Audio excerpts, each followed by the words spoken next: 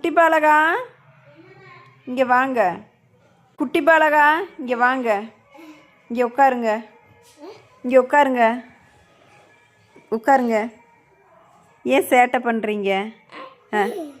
எதுக்கு இவ்வளோ சேட்டை பண்ணுறீங்க?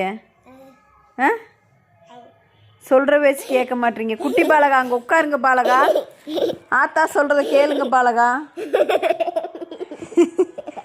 அங்கே உட்காருங்க. பாலகா எந்திரிச்சு உட்காருங்க. எந்திரிச்சு உட்காருங்க. உங்ககிட்ட கொஸ்டின் கேட்கணும். குட்டி பாலகா அமைதியாக உட்காருங்க. இங்கே உட்காரு. வா இங்கே வா. குட்டி பாலகா இங்கே உட்காரு. கை கட்டு. கை கட்டு. கை கட்டு. நீ சொல்கிற வச்சு கேளு. ஃபஸ்ட்டு கையை கட்டு. கையை கட்டுன்னு. கையை கட்டு. சொல்கிற வச்சு கேட்க மாட்டியா? கேட்பல்ல. ஸ்கூல் விட்டு வந்தோடனே என்ன பண்ணணும்? நீ என்ன பண்ணுற? இப்போ மணி 8 ஆயிடுச்சு. 4:30 மணிக்கு வர்றேன். 8 மணி வரைக்கும் விளாட்றேன்ற. 8:30 மணிக்கு காக்கா மாதிரி 2 பருக்கையை கொத்துனா 8:30க்கு அப்படியே சாஞ்சிட்ற. காலையில் திரும்ப 8:30க்கு எந்திரிக்கிற. 8:45க்கு பஸ்ஸு. எப்படி நான் உன்னை அனுப்பி விடுறது? எப்படி ஹோம்ஒர்க் பண்ணுறது? என்ன பண்ணட்டும்?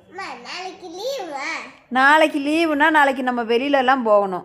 இப்போ ஹோம்ஒர்க்லாம் முடிச்சு வச்சா தான் நாளைக்கு நம்ம போகிறதுக்கு சரியாக இருக்கும். என்ன ஹோம்ஒர்க் கொடுத்தாங்க உனக்கு? தெரியலையா? அப்போ நீ என்ன படிக்கிற ஸ்கூலில் போய்?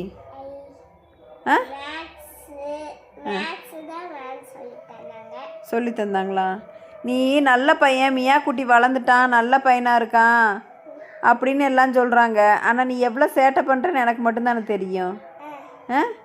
நீ பண்ணுற சேட்டை எனக்கு தானே தெரியும். இனிமேல் நீ பண்ணுற சேட்டையெல்லாம் நான் வீடியோவாக எடுத்து நம்ம சேனலில் போட்டு விட போகிறேன். எல்லோரும் பார்க்கட்டும்.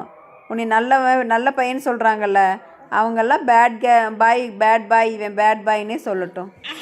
அங்கே உட்காரு.